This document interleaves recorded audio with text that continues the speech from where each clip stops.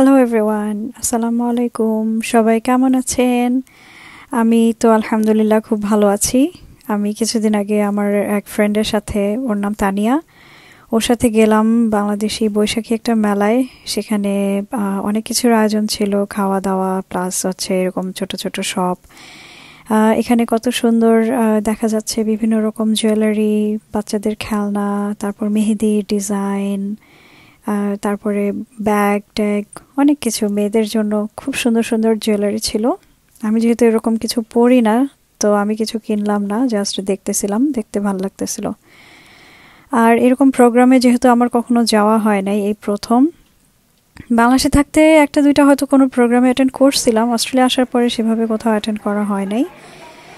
দেন হচ্ছে আমি তো গিয়ে অবাক, প্রচুর বাংলাদেশি ছিল, এই যে তানিয়া, তো প্রচুর বাংলাদেশি ছিল সেখানে। তারপরে প্রতীক হাসান আসলো, প্রতীক হাসানকে দেখে আমরা সবাই অনেক খুশি। তাকে সবসময় টিভিতে দেখতাম। আর ও তো খালিদ হাসান মিলুর ছেলে, সে খুব ভালো, খুব খুব মানে জমায় ফেলছিল পুরা। আমি যেখানে যেতেই চাচ্ছিলাম না, টু বি অনেস্ট, তানিয়া আমাকে জোর করেই নিয়ে গেছে বলতে গেলে এক প্রকার। কিন্তু যাওয়ার পরে আমি সত্যি এত এনজয় করছি।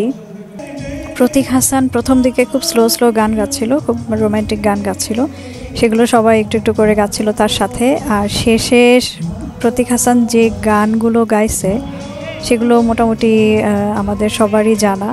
তো সেসব গানগুলো যখন এরকম সামনাসামনি গাচ্ছে, তখন আসলে ওখানে থাকা যাচ্ছিল না। তখন আমরা সামনে গিয়ে, একদম স্টেজের সামনে গিয়ে সবাই, মেয়েরা বিশেষ করে, সামনের দিকে একদম চলে গেছি আমরা, গিয়ে ইচ্ছা মতো নাচা গানা করলাম।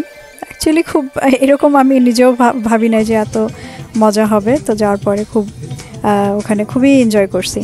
আর তারপরে হচ্ছে আসলো নুসরাত ফারিয়া। নুসরাত ফারিয়া খুবই গ্ল্যামারাস, তাকে দেখে আমরা খুব খুশি। মেয়েটা খুব সুন্দর, একটু শর্ট, বাট স্কিন খুব সুন্দর। মনে হলো যে অনেক বেশি সার্জারি করা, চেহারার শেপটা সে অনেকটাই সার্জারি করে একটু ডিফারেন্ট করছে। আর দেখতে ভাল লাগতেছিল, কিন্তু আমি আসলে এত সার্জারি পছন্দ করি না, আমার কাছে একটু ফেক ফেক লাগতেছিল। কিন্তু সে খুব ভালো পারফর্মার। তারপরে শেষে হচ্ছে আসলো জায়েদ খান, যার মানে যাকে নিয়ে সবাই অনেক বেশি ট্রল করে, কিন্তু সে অ্যাকচুয়ালি খুবই মাথায় রাখছে। আসলে সে যাওয়ার পর থেকে স্টেজে এত ফান হচ্ছিল, পুরা গ্যালারিতে প্রচুর ফান হচ্ছিল, প্রত্যেকে হাসতেছিল। এত নুসরাত ফারিয়াকে নিয়েও কারোর মধ্যে এত ক্রেজ কাজ করে নাই, যতটা ক্রেজ বলতে কি, তাকে নিয়ে আর কি ফান হচ্ছিল। কিন্তু ফান করারও একটা আসলে রুচি আছে, তাকে নিয়ে জায়েদ খানকে নিয়ে আসলে ফান করা যায়। হ্যাঁ, সে মানুষটা বেশ ভালো মনে হয়েছে, সে খুব সুন্দর ড্যান্স, হয়তো তার তেমন ভালো হয় নাই, কিন্তু সে তারপরেও যা প্র্যাকটিস করছে সে ভালোই ড্যান্স করছে। এবং তার ড্যান্স নিয়ে সবাই হাসলেও সবাই খুব এনজয় করছে, তার পারফরমেন্স নিয়ে সবাই এন্টারটেইনড হয়েছে, যেটা সত্যি কথা আমিও বুঝি না যে এত এন্টারটেইনমেন্ট পাবো আর কি। যাওয়ার পরে ওখানে টিকিট ছিল মাত্র হচ্ছে $10। তো আমার মনে হয়েছে $10 একদম, এই টিকিটে আমি হয়তো একটা মুভিও দেখতে পারতাম না। একটা মুভি দেখতে গেলেও এখানে প্রায় $18 থেকে $25 মতো বা $20-25 মতো লাগে। সো সেখানে আসলে মাত্র $10 দিয়ে এত এন্টারটেইনমেন্ট আমি পাইছি, সত্যি আমি খুব খুব খুশি ছিলাম সেদিন। তানিয়াকে স্পেশালি অনেক থ্যাঙ্কস যে আমাকে জোর করে নিয়ে যাওয়ার জন্য। আমি তো বাসায় থেকে থেকে আসলে একটু কেমন বোরিং হয়ে গেছি, তুমি আমাকে নিয়ে গেছো, আমি অনেক খুশি পাইছি। তোমার মেয়েটা বেশি, জুনায়রা তো বেশি আসলে এনজয় করতে পারে নাই, ও তো ঘুমাচ্ছিল।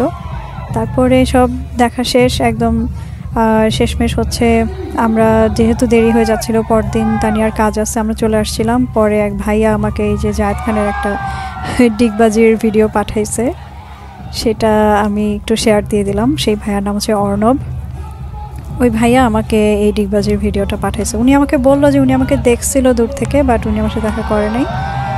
পরে আমাকে আর কি ভিডিওটা পাঠাই দিছে যে আপনি যেহেতু মিস করছেন তার ডিগবাজি, এই জন্য আপনাকে পাঠাই দিলাম। তো যাই হোক, এই প্রথম আমার এরকম কনসার্টে যাওয়া, এবং আমি খুব এনজয় করছি, অনেক এন্টারটেইন হয়েছি। Thank you, specially thanks Tania. আর জায়েদ খান এবং নুসরাত ফারিয়া, প্রতীক হাসান, তারা সবাই আসলে খুব আমাদেরকে এন্টারটেইন করছে।